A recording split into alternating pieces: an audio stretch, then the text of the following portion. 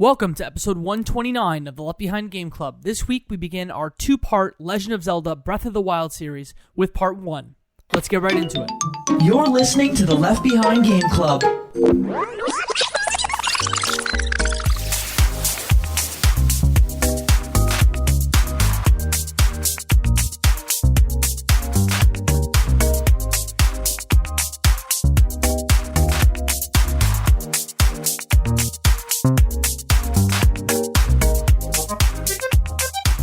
Welcome to the Left Behind Game Club, our never-ending attempt to make sure that no game is left behind. I am your host today, Mo Murtati, and today I've got two of my good friends with me. With me first, the OG, the one, the only, Mr. Michael Ruffalo. I'm finally excited to be talking about this game. It's been a while. It's been a good while, and finally we have it completed, and our next guest who's helping us tell the story is a good friend of mine, one of my comrades on Call of Duty, my good buddy, Galen Havey. Hi. I'm wild. I'm also excited to be here and excited to talk about this game that I loved playing so much. So I'm excited to be here, guys.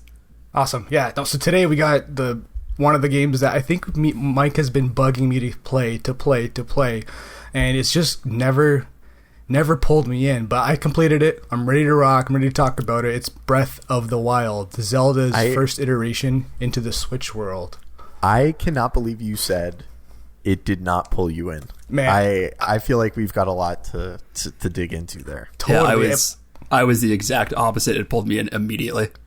Man, it was a roller coaster, like completely. I liked it. I didn't. You know what? I'm not even going to get into it. Let's first start kind of from the very beginning, kind of do a little bit of an intro of our good buddy, Galen. So tell us a little bit about yourself, maybe what you like to play, and maybe what you liked about Breath of the Wild. Cool. Yeah. So my name's Galen. I've been friends with. Hi, Galen. Hello. I've been friends with Mo and Mike for a while. We went to high school together, and we've all played some great rounds of Call of Duty together. So here we are talking about more games that we played. Galen, I'm gonna put you through the gauntlet. These are a series of questions that most listeners probably don't know about. Okay. We often do this before the show, but we're gonna shake things up. All right. Give it to me. We're just gonna do this during the show. What is your earliest gaming memory? My earliest gaming memory is playing Sonic the Hedgehog, the first one on Sega Genesis with my brother. Okay, who's better, Sonic or Tails? I'm a Sonic guy. I like going fast. Okay, who's better, Sonic or Knuckles? Knuckles, easily. Yeah. Oh, he's so cool. Okay. Yeah. Who's cooler, Shadow or Knuckles? Ooh. Shadow, just because he's, you don't see him as much. He's got that mysterious factor to him. Gotcha. Fair. What is your favorite game of all time? My favorite game of all time probably has to be GTA San Andreas. It's a very good choice. Yep. It's a very, very good choice. What is the game that you spent the most amount of time playing? If you're just looking at pure numbers, it's probably Call of Duty Modern Warfare 2 multiplayer. In terms of a single player game that I probably played the most, I played a lot of Halo 1 on the original Xbox back in the day, mostly because it was the only game that we owned at the time. Amazing. Okay. Were you a Halo or Killzone kid? Halo. I never owned a PlayStation besides the PS4 growing up, so yeah. And that's okay. We all make mistakes. I mostly just say that because I like to rub it in the salt in the wound of those PlayStation fanboys who ever thought that was a comparison. Listen, that mistake was made for me, so. Amazing. I guess lastly, what is your most controversial gaming opinion that listeners, when they hear this, might want to come for you with knives? Ooh. My most controversial gaming opinion is that Dark Souls 2 is the best Souls game. Ooh. Yeah. Ooh, that's a good one. Let's give a little bit of context before we get into it about what it was like when this game came out. And this game came out in 2017, and it was a long time coming. I think the last mainline Zelda game that we had before this was Skyward Sword. Did either of you happen to play Skyward Sword? No, I think Breath of the Wild is my first Zelda game in a while, so no. Really? Yeah. I did not yet. Yeah, I definitely did not own a Wii U, and Skyward Sword always looked bad to me. That's maybe my controversial gaming opinion that people in the comments can come at me with spoons and knives. Yeah, definitely was not interested in that at all. But when this game came out, it was a long time coming. And then in the process of playing it, it felt like there were probably a lot of versions of this game that should have been released as like a V1. But this is so polished and so smooth that it's like they probably had multiple versions of this, but behind closed doors that could have very well likely seen the light of day. Mo, what were you?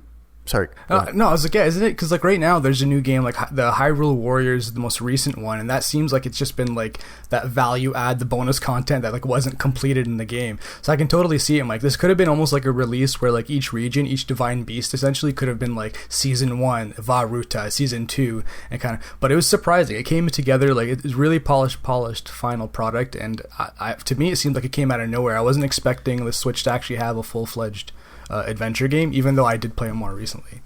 Yeah, and then I think the other thing to flag is this game, correct me if I'm wrong, came out with the Switch at launch or very close to it. And the Switch's launch had just bangers, just like really heavy hitters. We had Super Mario Odyssey and Breath of the Wild in one go.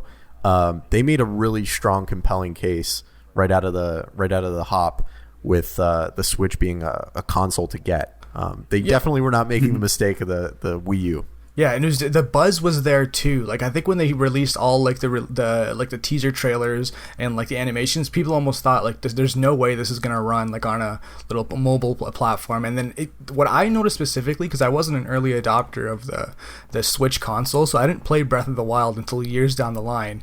It like maintained that hype. Like no matter what year 1, year 2, year 3, if someone was picking up a Switch, it became like synonymously with like, hey, you have to pick up Breath of the Wild first. Like no matter what, like.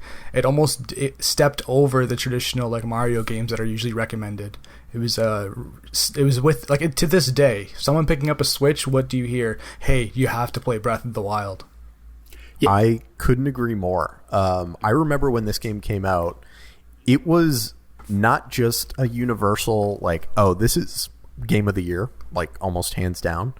But the conversation around it was like, oh my God, I can't wait to see the games that come after this that take all of the lessons and all the just paradigm shifting elements of it and incorporate that into future games. This just felt like a landmark moment in the same way that Super Mario 64 did, in the same way that Ocarina of Time did, in the same way that Grand Theft Auto 3 did.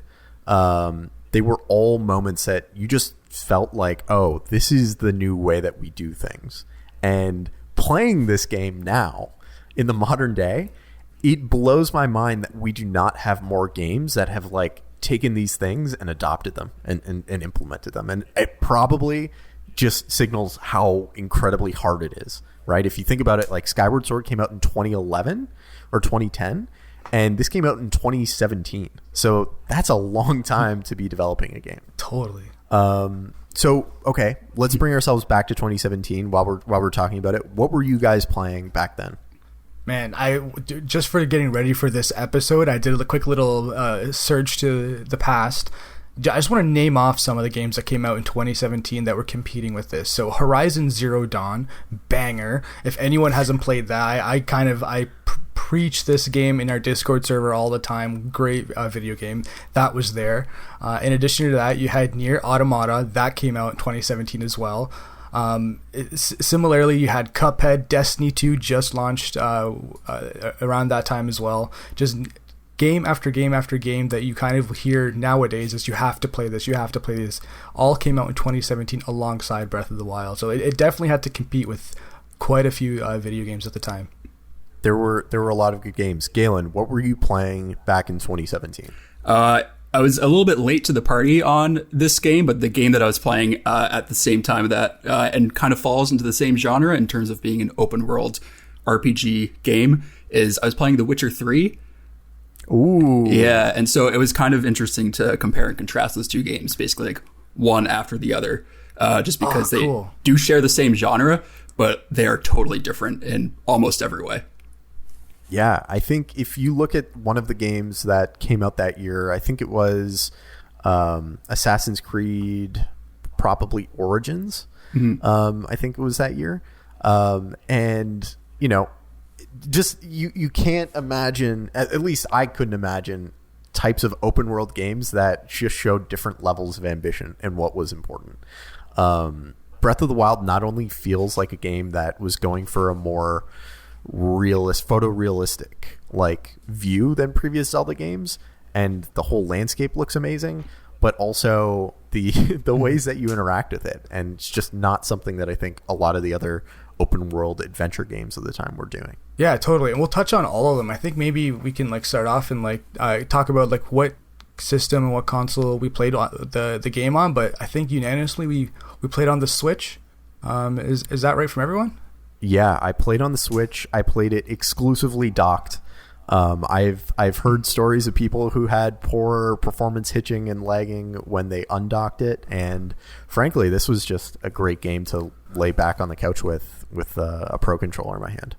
Yeah, so the first time I played it through, I played, actually a funny story, I just was walking in through Best Buy and just like played the display model on the floor, and was like, not then and there, but it made me want to buy a Switch, so ended up playing on a Switch, and then most recently I did play it via an emulator on PC. Cool. How was that? How does it perform? It performs great. You get to play it in 1080p, 60 FPS. Ooh, yeah, a little bit jealous at times. It's Totally. It's kind of hard to go back from. Yeah, and I was on the opposite side, because as opposite to Michael, I never play my Switch like docked. I always have it handheld, and this was the first game where I started noticing a little bit of like a frame dip, and it was only in like one specific like area of the map, and it was consistent. The second I entered it into it, and it was spoiler alert, I guess we should even start with that. If you're listening to this podcast, we will be spoiling the majority of the game, so make sure you play the game and then come back to this episode and pick it up. But yeah, Master Sword. As soon as I entered into like that forest to get the Master Sword, that's when like the frames just stopped. Like it's started chugging along. Oh, it just fell. Choo choo. I was so upset because I wanted to be a late adopter of the Switch because I didn't want to have to like go through that. But at the same time, it didn't ruin anything. It was still such a cool moment. Absolutely. So okay, let's talk about all the things you need to do and learn before you can get to the Master Sword. So I think we've mentioned this at the top of the episode, but just for a little bit of context, we're going to be covering 2 of the Divine Beasts in this episode, and the remaining 2 and Ganon in the next episode. In this episode, we're covering Vah Ruta and Vah Rudania, and we're also going to cover, I think, more of the like foundational things about the game, different systems, things that we want to do. If you're more interested in the second half of the combo, feel free to check out our next episode. But for now, let's talk about all the things you need to learn getting into it, all of these different game systems. This game is a game about just different systems, and holy cow, is it amazing how they all interact. Totally, but it's can get overwhelming because like there's so many things you can do to modify your game. Like when we're talking about game systems, some of the ones that we're talking about are like the food, the cycling of the different weapons, the different types of weapons, how health and stamina is both like acquired and like managed to fight certain things, the different shrines scattered around the map, and discovery of like where to go. Because unlike the previous games, this game is purely open world. They kind of start you off initially when you wake up as Link into the world, and force you into a path of discovering the different mechanisms in the game by completing shrines and traveling through a general linear path until the game totally opens up. So we should probably take a step even further back from that. Okay. And we should probably, let's talk about waking up as Link, and where you go from there. How does that all play out?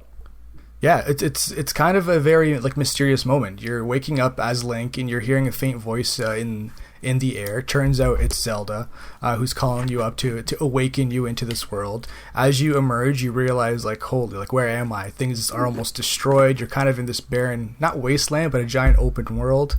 And you meet a old gentleman who, fast forward-ish a little bit along, kind of guides you to complete a few tasks. Turns out he's the previous king of Hyrule, and he's kind of telling you about the current situation. Is that too fast so far? No, I think that's great. I think one of the really interesting things that they do is as soon as you exit the cave that you were sleeping in, there is a tree branch in front of you, or a couple of different tree branches, and then there's a woodcutter's axe.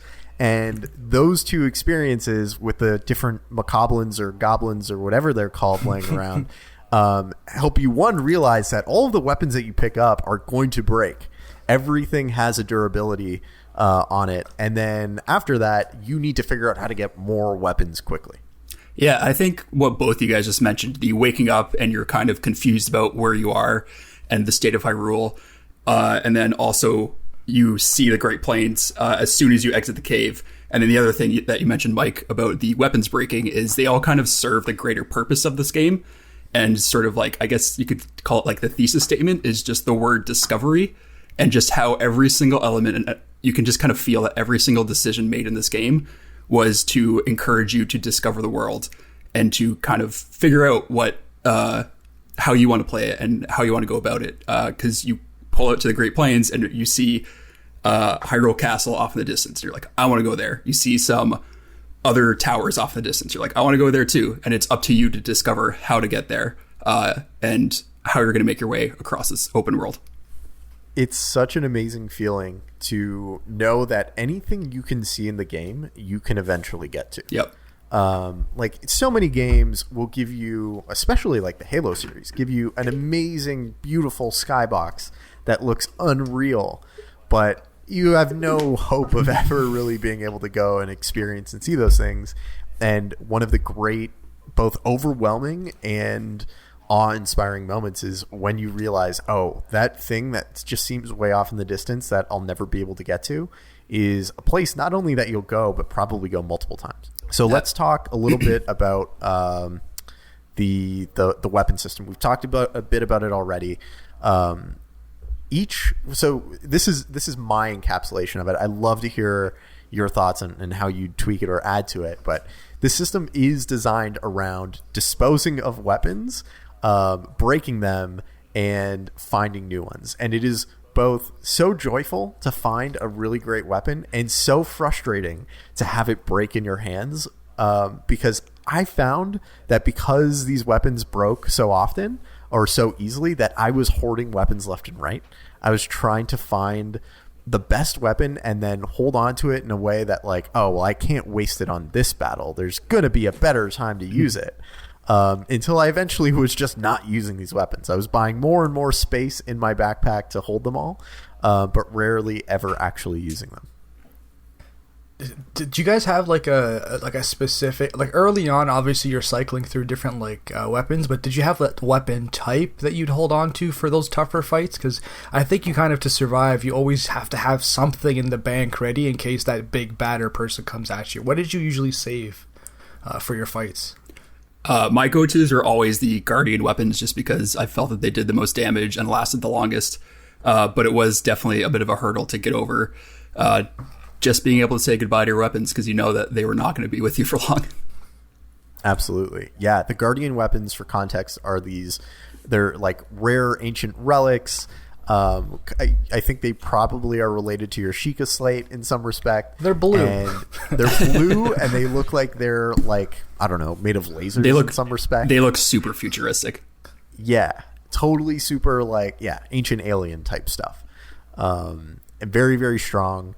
For me, Mo, honestly, answering your question, the weapons that I used ended up changing throughout. But I loved getting to like the dragon bone stuff. Okay. Cool. Because you could end up tackling an enemy that, was going to shock you or use another thing that would potentially hurt. And you knew that the dragon bone was not only strong and not only durable, but something that you could catch on fire if you needed to. Or it was something that if they shocked you, your weapons weren't going to go flying. Ah, totally. Did you, the reason I asked this one is because in my playstyle, the thing I focused on specifically was a shielded fight with a one-handed sword. And, like, almost all the battles I went in, like, if I was, like, actually trying to strategically beat and dodge, I played it as, like, divide and conquer. Take one guy down, move on to the next. And I used that shield essentially to lock on. Did you guys use that, or was that kind of, like one of those things that they add in that only some people are using. I'm trying to see if there was unique like fighting styles amongst our playthroughs. I tried to play it a little bit stealth to begin pretty much every encounter. Is I would kind of walk up and sort of like take pop shots from far away with like an arrow. Especially like I really abused the bomb arrows where I could. And then after like those went off and I got rid of most of the enemies, I would go in and clean up with whatever melee weapon I had on me. Cool. Did you guys have issues with arrows? Like I don't think I actively like found arrows anywhere, and those were like primo boss fight stuff, and I never used them on like the average Joes. Yeah, I found that I did not use the shield that much. I only started figuring out the parry system towards the end of the game when I was going to hunt the Lynels, and realized that I needed to figure out how to parry.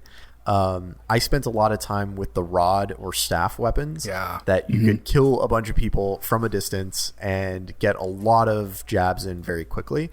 I ended up hoarding a bunch of arrows for a while until I started using them. I think when I got to one of the divine beasts that is a giant bird, and I think we're covering that in the next episode. That's where I ended up using bows a whole lot more and found them to be so OP. If you could hit someone in the head, totally. Wow, was it a strong hit? Especially bosses. I think that was like the crux of it. If you're able to like hit them square in the head or in the eye in particular, there's always like a knockdown or the progression to the next stage of the fight. Yeah, and I found that bows were so durable. Like I ended up collecting a lot of bows and rarely feeling like they ever broke because I was using them. Yeah.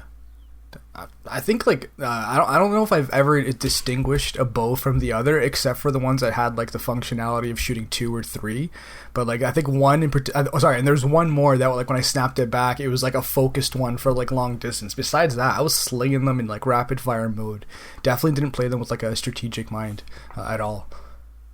Yeah, so different bows were useful for different things. Some were way better at not having drop off. Some were a lot faster in how quickly they get the arrow to the target. I definitely know what you mean, though. Until I started using the bows, I didn't appreciate the difference between them. Yeah, totally. Okay, I think we've dived into the weapons a bit. Let's talk about food. Who wants to explain for our listeners what the food system is like in the game? Okay, I'm going to start it off. I'll give it a shot. It's essentially you have access to a plethora of ingredients and items that are falling around the world. So think of like berries, little bugs, animals, wildlife, all can convert into like plants, crab, fish. Yeah, everything in the world. If you see something moving, coconuts, you can go fruits, and bite it. Most likely, bananas. So, exactly. Apples. So the game has a system where if you introduce heat, and in some instances ice, the food will transform into like something. So you have the ability to like grab items from your inventory, combine them into a pot if you see like an open flame or a flame with a bowl in it, and you're able to conjure up both like elixirs that'll help you give you like buffs in the game, and like health in general, and different other effects that help you throughout the game. This seems way more complex than I even dived into, but for me, every time I wanted to do something, it seemed to just work how I wanted. If I wanted something with fire, I introduced like a fire character, but I really loved this system. Mo, I swear I thought you were going to be the Gordon Ramsay of this game. I thought you were going to be in front of that pot, not only combining stuff, but just telling people they're idiot sandwiches for trying to do the wrong recipe. Man, I almost did look at a Goron in the face and say, it looks like Gandhi's flip-flop, but I refrained from doing that. There's a lot of things that Ramsey was yelling in my head whenever I'm cooking, but I never actually thought of it, Mike, while playing the game. That's funny.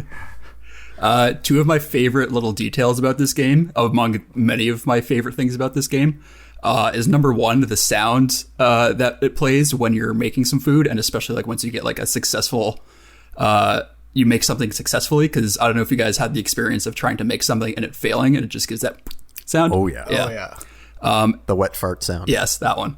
And then my other favorite little detail is if you were to go up to a cow with a regular sword and chop it, you just get steak. If you go up with a fire sword and chop it, you get a seared steak. It's beautiful. Yeah.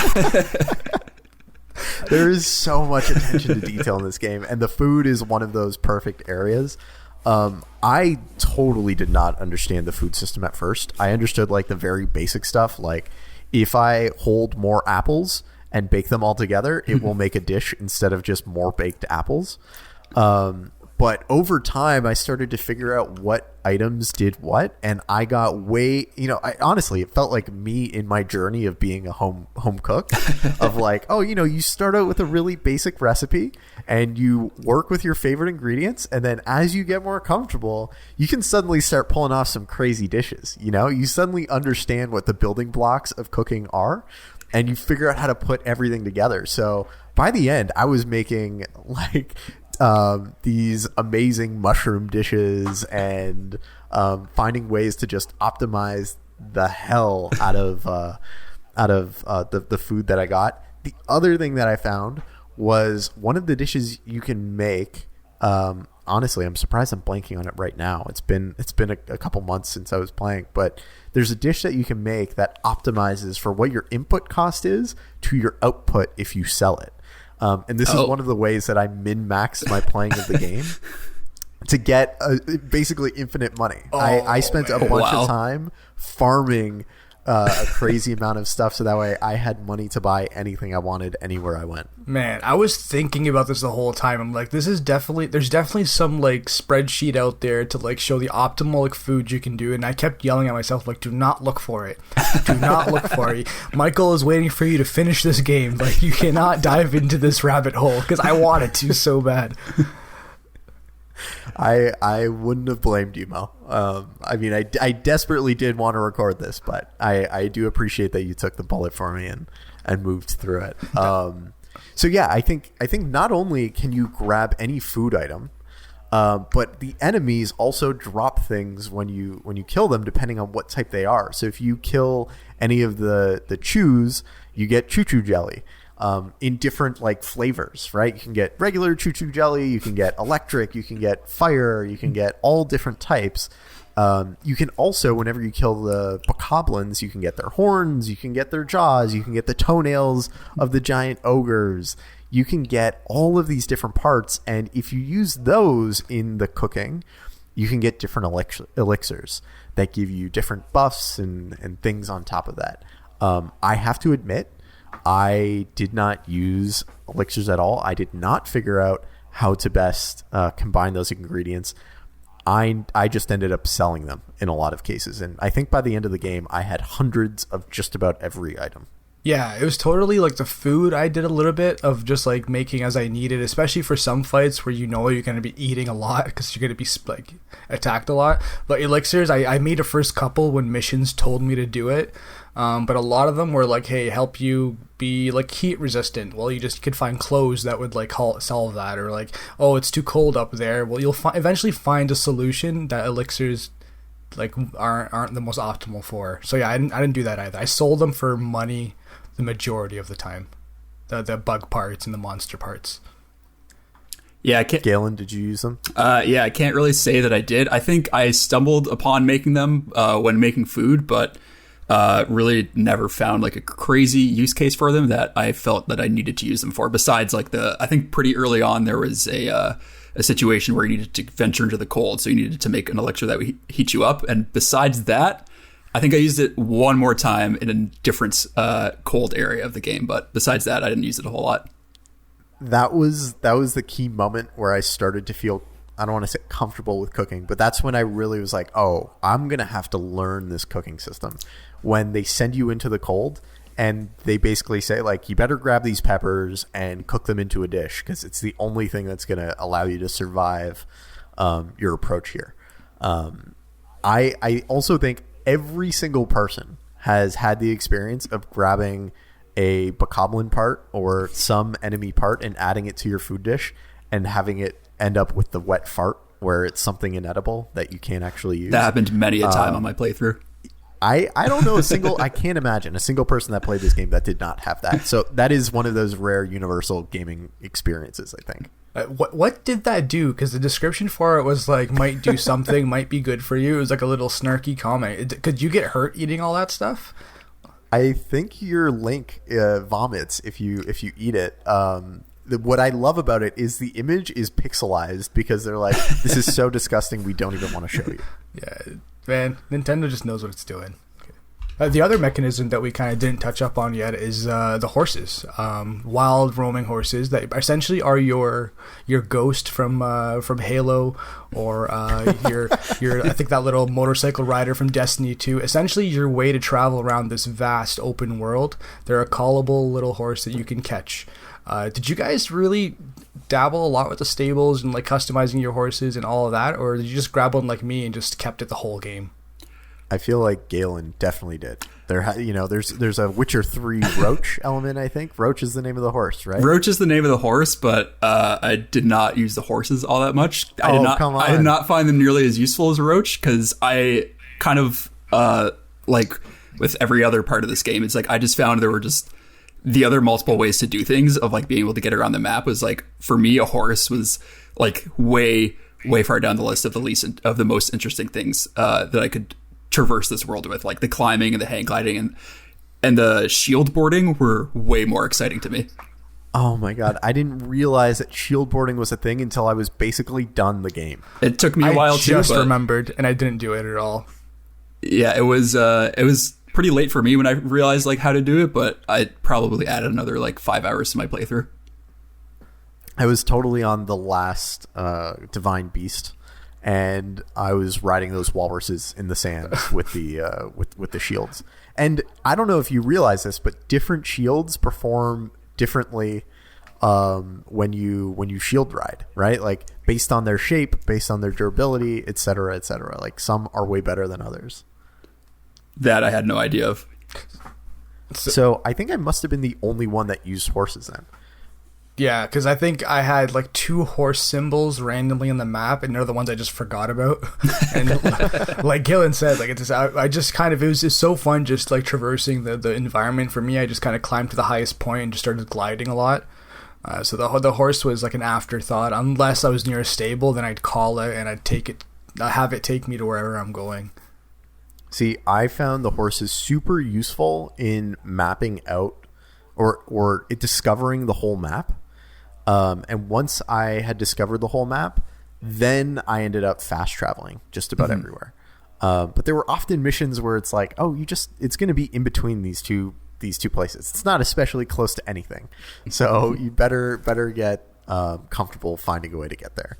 The horse system in the game is you sneak up behind it, and depending on what armor you have, depending on what weapons you have open, they will make different amounts of noise.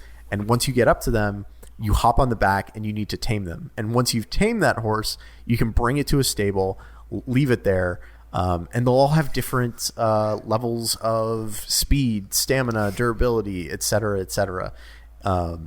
It is, I think, one of the interesting systems of the game that allows you to do some pretty cool things. I just remembered one of my most memorable Breath of the Wild moments, and it involves the horse. So when I first played this game, in one of the mechanisms when you when you first get a horse is as you're riding it along, it'll kind of deviate and you have to correct it, and then you pat it to kind of say, oh yeah, good boy or good girl, kind of like correcting its behavior that way. So after playing Breath of the Wild for like a little while, I ended up actually going horseback riding in real life, like not related to the game whatsoever. And the instructor was like, when you first like jump onto the horse, it's gonna like test you, like it's gonna want to like dip its head down to eat or want to go off track. You just have to like correct it right away and like kind of almost like show it who's boss initially. I'm not even kidding. I was like, I learned this in Breath of the Wild. I'm going to apply the same thing. So the whole time, every time I would correct it, I'd be like, oh. I don't even know what Link really says, but I kind of did the same noise. And that's my little special moment of the day. I think the next system that we should probably talk through, because you're going to have to figure it out before you complete the game, is the shrine system. So there are all of these different shrines scattered throughout the world. Some which are hidden and underground, some are which are exposed and waiting for you to go enter, and each one is a little puzzle for you to solve. Usually teaching you 1 or 2 different mechanics that you'll need to complete one of the nearby divine beasts or bosses. Some are completely physics-based, some are combat-based, some are just, traverse this thing and figure out how to climb. I think the shrines were, for me, one of the best parts of the game. It was one of the areas where I got to expand my mind, and the developers, in my mind, were able to do things that didn't fit in the natural world, and try some really fun, cool things. I thought the shrines were a ton of fun. And when you complete them, I think I should just add, is when you get these little spirit orbs, and those spirit orbs are essentially your currency for doing other things in the game later. Yeah, I did, for the shrines in general, not only did they kind of open up the map and kind of make you be able to fast travel throughout it a little bit quicker, I used them in particular to hone my fighting skills, because some of them, when you enter them, it'll say a type of challenge, a moderate, a light, or a hard challenge, and what that is essentially you one-on-one against a guardian or a smaller guardian. I almost actively tried to find all of those and mark them on my map to help me hone and almost use them as the fighting tutorial, because there was some, especially what's it called, the Ganon mutations after you defeat a divine beast, that I don't think I would have been able to beat if I didn't practice locking on and the in combat stuff. Well, what did you guys like about the shrines besides that? I think my favorite part, not just about the shrines, but about some of the other puzzles in the game that you could find in the Divine Beast, was that for some of them, not for all of them, that there were multiple ways to solve them. The big examples being any of the ones that included any kind of electricity. So for example, yeah, you know what I'm talking about. Yeah. For example, some of the ones where you had to connect two spots, and usually, by the way that Nintendo probably intended you to complete the puzzle, was you move a box and it would just connect the electricity from one spot to the next, and then a gate would open. But if you just didn't want to do that for some reason, or if you couldn't figure it out, you could drop all of your metal weapons and just leave them on the ground, and then it would connect those two spots together. Man, I love that so much. Yeah, it totally introduces how open this game is, especially with fighting in general and moving mechanics. The fact that everything conducts electricity if it's metal is a cool, consistent element in the game. Especially when you get into those thunderstorms. Did you guys get into those? And oh yeah, totally. That was such a frustrating thing to be this is my best armor, and I'm in the middle of a fight, and you're trying to light me up with some lightning right now. No, thank you. So I have an interesting story about the first time I encountered lightning in the wilderness in Breath of the Wild. So I was coming up to this camp of these bad guys, and I was going to go try and kill them, and then a lightning storm rolled in, and the sword I had on my back was a metal sword. And it took me a couple tries to realize why I was dying in one shot to this lightning and why it was targeting me. And then so eventually I went to that fight, and I dropped that sword on the ground and was I'll just go at them with a wooden club. And then I realized if this lightning is going to one-shot me, it can probably one-shot those guys. So then I used the stasis perk, I guess, or the stasis rune, and picked up Magnesis? Magnesis, yes, sorry. Magnesis, I picked that one up and pulled my sword over on top of them, and then sure enough, the lightning strikes my sword and kills all the bad guys in the area. You created what's it called, like a lightning rod. Yes, he became exactly. Thor. That's what he became. That's what he did. I became Thor. This is one of the elements that I don't think we talked about. We've talked about all of these systems in isolation, but I think the beauty is in how they all work. And it's that this world feels real and believable in how it all interacts with each other. So, we've talked about lightning. And so, you could have lightning strike right next to you, and it'll catch some grass on fire, and the grass can cook some of the fruit that fell from the tree that was also hit.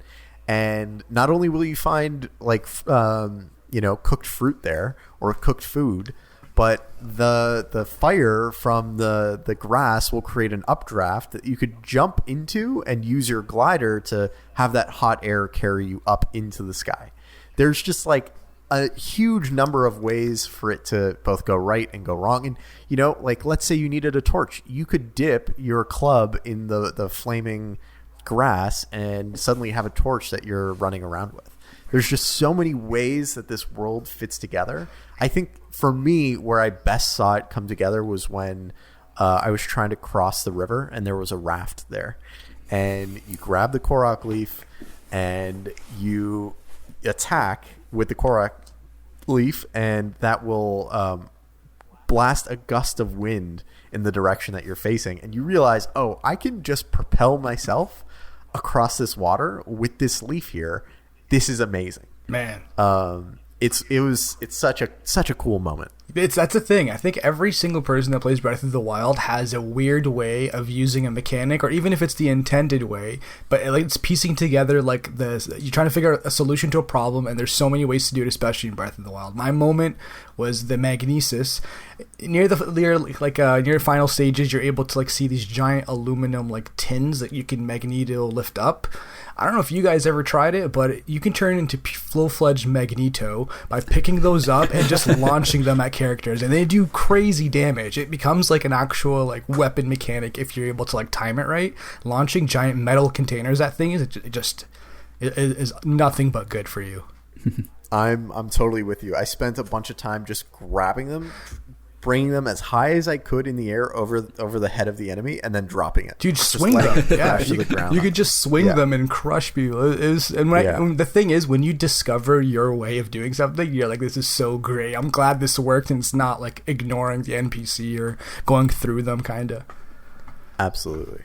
I feel there's one more system we have to talk through, and we can get through it quickly, and that's both health and stamina.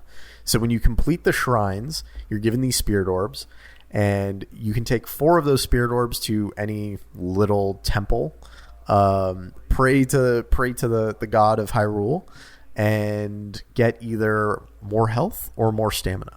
What did you guys do? I prioritized health at first just because I felt like I was dying really easily. So that was my priority at first. And I felt like I could always kind of figure out a way to get around any obstacle, whether or not I had the stamina to just climb it straight up, or if I could take little breaks along the way or just go around it. Yeah, I totally was the same way. I never had a moment where I felt like I needed more stamina. More stamina would have been nice, but with health, I ran into several situations where I needed more health, or would have done well if I had like a couple blocks or two. So health was my sole focus. I think I'm the opposite of both of you. Really? I started with the mindset of I need more health because I'm tired of getting into these fights and dying quickly. And I got a little bit more, and when I was looking online and talking to some friends, they're like, no, dummy. Like, stamina is the way to go. And when I started stacking up on stamina, I realized it made my experience playing this game so much better. I could glide for longer. I could run longer. I could run faster. I could do all of these things that I was spending more time using. And it allowed me, or it just made me end up prioritizing cooking a bit more and having more food in reserves to use. And then also, falling back on the little fairies that you catch, or the heroic benefit that you get that brings you back to life when you're killed all the way. So there are a lot of little things that ended up stacking up that for me made maxing out stamina much more interesting, or felt beneficial. Felt like the right path once I did it. Sweet. Okay. I think we've covered a lot of the different systems in this game. I'm sure we'll talk about more ways that it interacts for like interesting moments. Mo, we've talked a bit about the beginning of the game, and we've talked a bit about that first moment where you have, holy cow, wow, I can go anywhere in here. And you've talked a bit about meeting the king for the first time. Where did you guys go, and what was your beginning of the game look like? Yeah, so as soon as you wake up and you are in the open world, I think the story essentially wants you to go to Kakariko village to meet with Impa, who is this, I guess, old lady who knows about the current state of what's going on with Ganon and with Zelda, and it kind of breaks it down to you that Princess Zelda is in a fight with Ganon in Hyrule Castle, and she's currently waiting for you to assist her. And the game kind of just says, hey, the door is open. You have options to go release these things called divine beasts, which you really don't know much about, but essentially checkpoints pop up throughout the map in the dark areas that you haven't explored, and you have to kind of complete quests leading up to them to kind of defeat them or see what happens from there. So I don't know about you guys, but for me, as soon as I got like kind of guided to Impa and the game opened up, I had to go to a walkthrough because I couldn't decide / just wanted someone to tell me where to go, and kind of decided from there. How did you guys kind of decide? Because it's essentially open door, go anywhere you want if you can get there from here. Yeah, so for me personally, after I spoke with Impa, I just was very frustrated with how the map just had no detail to it at all. So my next objective was to just climb all the towers, so they kind of give you like the details of the map. And then after that, I just decided to move on to the Divine Beasts. And I just kind of tackled them by whoever was the closest one after I finished all the 12 towers. I felt like I got herded into the right direction, because if each biome, I think, has different difficulties of enemies and different like strength levels. So if you start wandering off into a part that you shouldn't be, the game doesn't like prevent you from going there, but it will kill you very quickly, and it will send the message like, you are not ready for this. Like, you are not ready for this jelly. So they end up like killing you, you spawn back, and you end up just like, in my mind, like I ended up where I should have been this whole time because it was just the people that I could hang with. You know, the bokoblins weren't like that crazy. There was no one that was that difficult to kill. And as I got better weapons, as I started, you know, accomplishing things and beating things, I just was naturally able to tackle different areas. So I guess maybe we'll tackle the first Divine Beast there. So the first one that I think we'll all talk about, I'm not sure if you guys went to this one first. For me, I went to a different Divine Beast first, but this one was my second one, and it's Vah Ruta. It's the elephant. The big elephant, essentially. And this one's located in the Zoro domain, which, correct me if I'm wrong, I'd call it like the water bird area. A bunch of birds live there. There's a bunch of water there, and they're kind of like protected by this mechanical contraption, which you come to learn is called the Divine Beast, as we call the big elephant. I wouldn't call them birds, just because there are literal bird people in this game. Oh yeah, there's so many different, like, I guess I don't want to like Zora, like fish, they're a little more dolphin-y. Yeah, exactly. Yeah, exactly. And they can fly. Dolphins that can fly. Yeah, and you get I think the thing that leads you over there is you stumble into the prince, and he's both this pompous and charming, like, you know, heroic figure, and I think you're collecting electric arrows on the way over to it, which is a fun little thing to do, because you're in the domain where there's just water everywhere and you can shoot electricity. Yeah.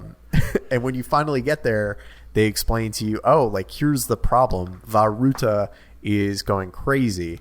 And you're given a little bit of context before this, that there's this great calamity, this prior history where there were 4 heroes and 4 great guardians. And it seems like Ganon, or the Great Calamity, was able to turn them all on their head. So not only were these different guardians who were around the map on your side at one point and mobilized against Ganon, but all of these big heroes were too, and now they're all corrupted or deactivated. So you need to figure out how you do that, and Vah Ruta is the first one that I went after.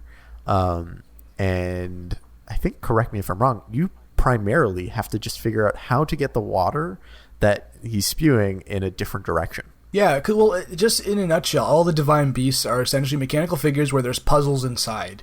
They all kind of follow a similar structure, but they have different kind of problems in there. The one with the elephant is you're able to like move the elephant's trunk to move water back and forth, which causes different functions to happen. So there's almost like windmills or water mills inside of his mechanism. If water is sprayed onto them, they will spin a certain way, which may get you to a different section. And what you're doing essentially is freeing the Divine Beast from the control of the Calamity Ganon.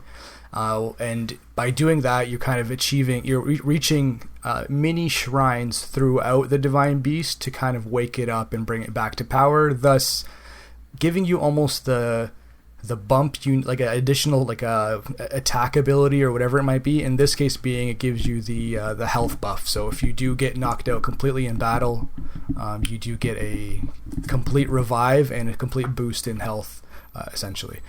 I loved that in this domain you figure out how to climb waterfalls or swim up them. It was such a cool moment. And I think it's the thing that sets up the like intro to each of these different Divine Beast boss battles, which is like, how do you get onto the beast, or how do you get there?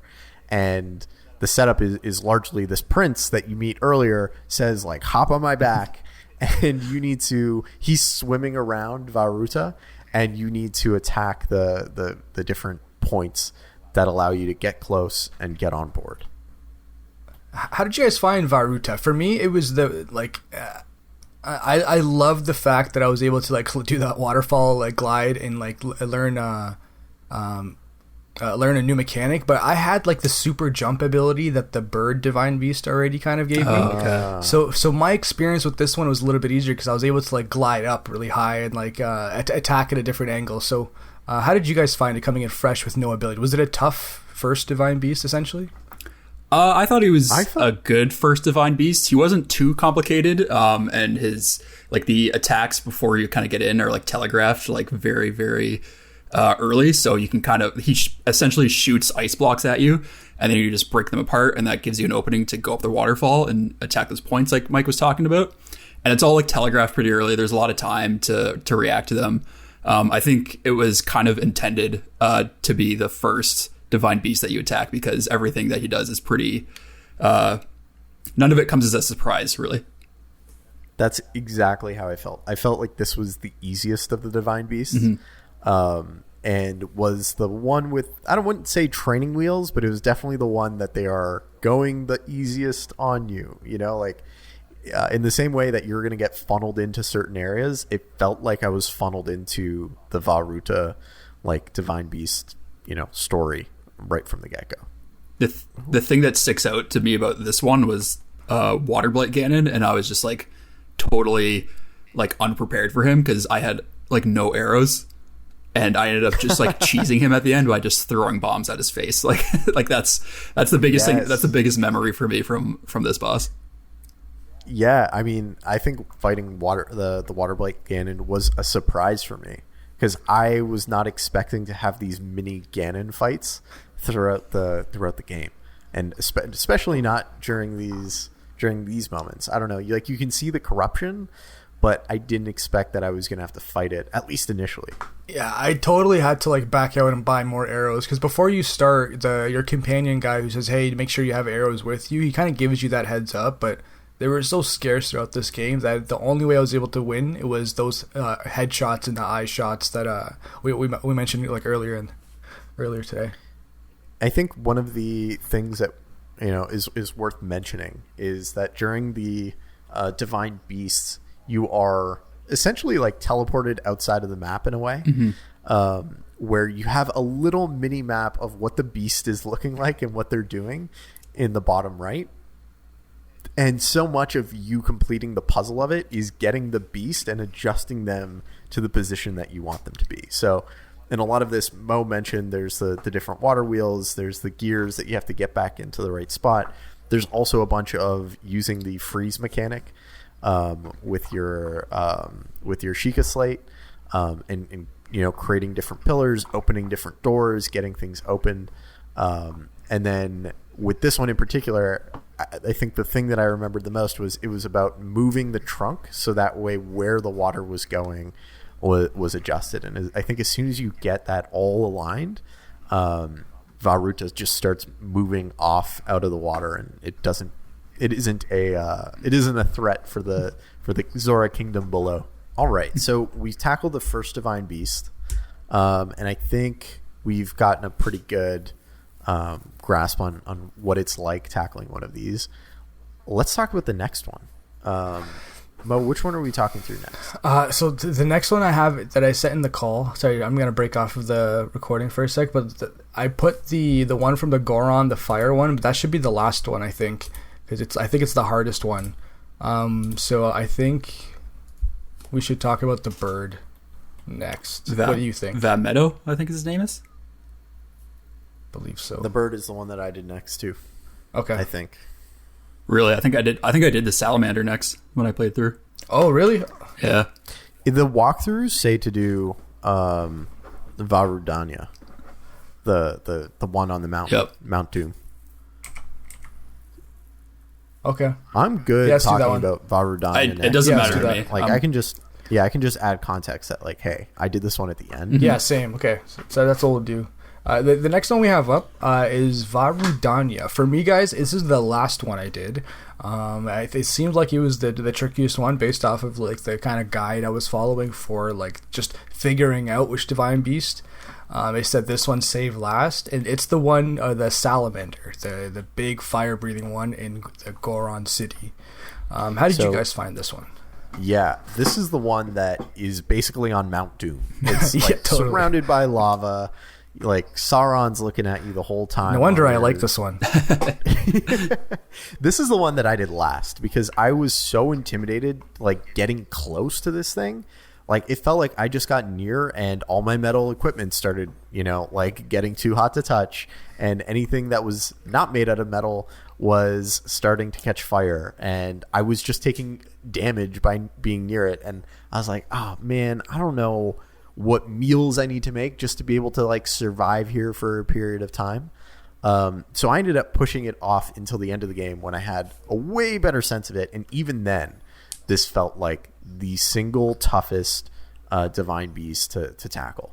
How do we like get on this one? What is the setup for it? So for me, I tackled him second just by chance, and I just kind of grinded my way up across Death Mountain just by pure sheer will and stubbornness. But he also happened to be like my favorite divine beast, because just like the way you approach him is when you're going up Death Mountain, you're going up him with a new friend that you've made called Yunobo, and you come across these cannons that you have to fire. First, you have to take control of them, and then once you take control of them, Yunobo jumps in the cannon, and you drop a bomb, and then you fire Yunobo off at the salamander. Yeah. And it moves him across the mountain, and then he eventually settles in basically a pool of lava, which then you fly down onto him on. So that's just the whole setup of getting to him was the reason that he's my favorite of the four divine beasts. Yes. I totally forgot that there are those cannons, and you shoot your Goron friend like a cannonball from one to the next. Yeah. Yeah, because I think it's like his dad or his boss or whatever is like, I would do it, but my back hurts. So like, he sends his like, I think is the descendant, I guess, of the previous hero. So like each divine beast has like a previous hero that like defended it or whatever it might be, and this is, I think, like that person's descendant. The other thing that reminds me of is when you go into that Goron town for the first time, you find this armor or this outfit to wear, and it's one of the, I don't know, maybe 100+ outfits in this game. And the outfit looks like an old diver's suit, but it's entirely designed to protect you from the heat. So I thought it was just a little bit comical seeing your little Link in a diver's helmet and diver's like bodysuit, but being in the hottest temperature possible instead of like at the bottom of the water. Another thing I'll add is that the music in Goron City is my favorite music in the game, I think. It's there's some bangers there for sure. Do the blight cannons like difficulty scale depending on how many divine beasts you have? Like, does it get harder if I've completed one or two, or is it like, for example, Galen, you went to it second? Was it absurd and impossible to get through, or like how like? I found him okay just because I'd kind of learned my lesson from the first one in being under-equipped and being unprepared. I made sure that by the time I was ready to go and actually go into the Divine Beast, and also now knowing that I was going to have to fight some sort of blight at the end of it, that I was going to need to have a bunch of tools on me, a bunch of weapons, a bunch of arrows, just to make sure that I was prepared to fight him. So I found him okay. And I think the other thing too, and I'm getting ready for us to play a Souls game. It's happening. It's going to happen. I don't care what Jacob, our little softy friend, says about it. He's going to play it. He's going to love it. It's going to happen. But what I love about this game is that it reminds me of the Souls games in that it's not about your character getting stronger. It's about you developing better mastery of the like mechanics and the techniques and learning how to play it, because the number of like pro speedrunner like Breath of the Wild people I've seen that just go in with like a fresh account and are able to like absolutely dominate the Lynels. Like how? Like, it's amazing, but it just emphasizes that it's like, no, this is not about like you needing to level up. This is about you needing to put in the time with the game to learn the different mechanics. Totally. Like, and I actually started playing Demon Souls in between playing this. I feel like the Souls game in general will make you a better player in video games. Full stop. It makes you less soft. Yeah, but back to Vah Rudania. Maybe we should start with the core mechanics. So we mentioned the first Divine Beast. You could move the trunk, and it would manipulate like water that would enter the Divine Beast and affect like different mechanics in there. For this salamander, essentially how you move him is he gets tilted. He can climb up a wall and climb down in a wall, and because his body tilts and you're inside of the body, you're essentially gravity is affecting different mechanisms. It's dropping certain gates, it's closing them, it's opening them. And you're kind of trying to find those 5 checkpoints while manipulating the Divine Beast. Did you guys have any trouble with like the puzzles or anything stand out in general inside of the Divine Beast? Vah Rudania was the only Divine Beast that I did not use any guides for. He was the only one I could figure out the entire thing on my own. I'm not ashamed to admit it that for the other 3 I had to look up guides for at least one of the little stations that you had to find while you're inside of them. I can't remember, quite honestly, I can't remember which Divine Beast I needed to use a guide for, but there was one where I was just so frustrated trying to, like, thinking I have figured out exactly what I need to do here, and just realizing that because the game allows you to tackle things in any order, in a lot of cases, I cheesed my way into an area that I shouldn't have. And was able to get some things done in the wrong order. Okay. So I honestly don't remember this one in particular, but I do remember that this area and everything involved with it just felt like I was playing life on hard mode. Totally. I think I had the most trouble with this one. It was, I think, my last... this was my last Divine Beast, but the Fireblight Ganon at the end of this was one... like that completely stumped me, and I had to like attempt playing him over and over again. I think when I did beat him, it was because I had the 3rd Divine Beast ability, and I totally like think if I didn't have the abilities of the other 3, I would not have like defeated the Fireblight Ganon. That's how much trouble I was having. I think this is also the Ganon spirit that took me the longest to beat. Even though I felt like I had the best grip on the mechanics by the end of it, I think it was one where I took the most amount of damage. This is a random question, but I remember vividly with this, because it was difficult for both you and me, Mike. Did you start Fireblight fights with all of your abilities reset, or did you just go in like as you were playing? Because I didn't do that until the very end, and I was like, no, let me wait for everything to completely like get going before I start stuff. I spent a bunch of time waiting for all of the different heroes, spirits or like benefits to recharge. I waited to make sure I was good to go. For me, it was like the same type of prep as like going to make meals ahead of time and going to the shop to make sure I had all the arrows I needed. Like it was I was prepping for battle. Yeah. I was not just rolling in. I was a Sasuke. I wasn't an Naruto. Gotcha. I'm trying to speak your language, Mo. Sasuke. I do love my Naruto. Thanks, man. I'm making an effort, Totally.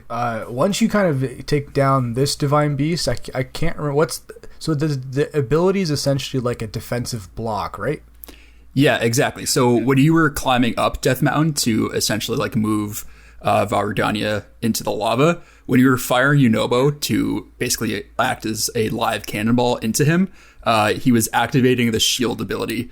And then so once you defeat Fireblight Ganon, that is the ability that you gain from him. Man, see, like I don't want to dive into the original Ganon, like the final like boss right away, but this ability I can't see you having a good time fighting Ganon without. Like it's essentially like whatever you do, you put up a Gandalf shield and say you shall not pass. Like it's an infinite stop of an attack, and it saved me so many times fighting so many things. There were definitely moments where this power came in super handy. I have to say, my favorite power is the one that we're going to be covering in the next one. I won't spoil which one it is, but yeah, there are some really cool powers. It's a nice little treat that after you complete these divine beasts, they give you like, oh, and here's a little like Mega Man token. You know, it's like, oh, you completed this boss and now you've got their weapon. Yeah, totally. You know, like here's this little thing that you carry with you as like not only a token that you completed this thing, but as like a unique benefit. It really does feel like one of the few ways that you level up in this game without it feeling like it's necessary to have to get to the next area or to do the next thing. Totally. Do you guys feel ready to fight Ganon after finishing 2 divine beasts? Like, would you have attempted it? You know, I got smacked around pretty good every time I went around the castle where Ganon is. So I would definitely not have been comfortable doing it. I got killed by those guardians so many times. Yeah, my strategy, not to step on the next podcast too much, but basically once I finished the 4 divine beasts I spent a lot of time just knocking out a bunch of shrines to make sure my stamina and my health was where I felt it needed to be at before I could go in there.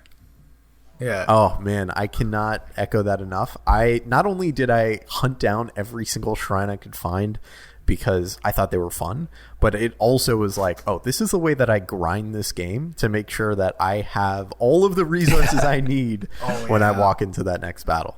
So that's it, guys. That's the first 2 divine beasts, as well as the general mechanics of Zelda Breath of the Wild. We've been recording for quite a while.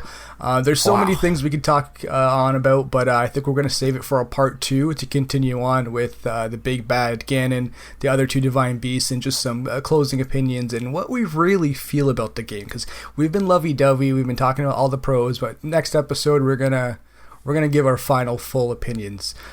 So tune into that for sure. Actually, Galen, where can the fine folks find you after they're done listening to this episode? So if you guys want to come check out, I've been streaming a little bit on Twitch lately. You can find me at twitch.tv/Havey, but that's spelled H4VEY. And if you want to follow me on Instagram to see some mountain pictures, that's at Galen Havey, GalenHavey.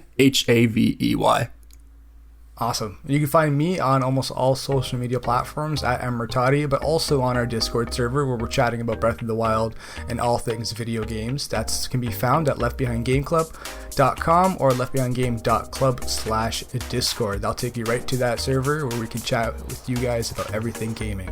Michael, where can the fine folks find you? The fine folks can find me at RuffaloM on most social places online. Other than that, you can find my personal website at michaelruffalo.com or .ca, whichever you prefer. And lastly, you can find me, dealing with people coming at me with knives for my hot takes and my controversial gaming opinions in the Discord server. If you want to come at me with a knife, that's the best place to find me. Meet me in the streets. I'm out here. Leftbehindgame.club. Big button in the middle of the page to join our Discord server. And that, my friends, is half of a game not left behind. Good close, dude.